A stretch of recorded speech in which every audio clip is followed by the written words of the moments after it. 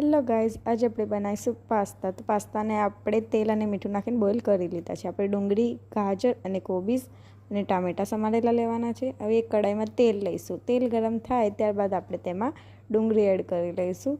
હવે ડુંગળીને આપણે સાંતળી લઈશું બ્રાઉન થાય ત્યાં સુધી. તેમાં આદુ, લસણ, મરચાંની પેસ્ટ એડ કરીશું. હવે તેને બી હલાવી લઈશું. હવે તેમાં ગાજર એડ કરીશું. ગાજરને બી હલાવી લઈશું. હવે તેમાં આપણે કોબીજ એડ કરીશું. હવે તેને હલાવીને હવે આપણે તેમાં સ્વાદ પ્રમાણે મીઠું એડ કરીશું, લાલ મરચું પાવડર એડ કરીશું, મેગી મસાલો એડ કરીશું 2 ચમચી જેટલો. હવે તેમાં આપણે 1 ચમચી સોયા સોસ એડ કરીશું અને 2 ચમચી કેચઅપ એડ કરીશું. હવે તેને પ્રોપર મિક્સ કરી લઈશું. બધું જ મિક્સ થઈ ગયા બાદ હવે આપણે તેમાં પાસ્તા એડ કરી દઈશું.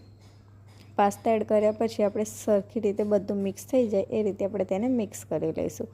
હવે આપણે ઉપરથી કોથમીર નાખીને તેને ગાર્નિશ કરીશું. તો તૈયાર છે આપણો પાસ્તા.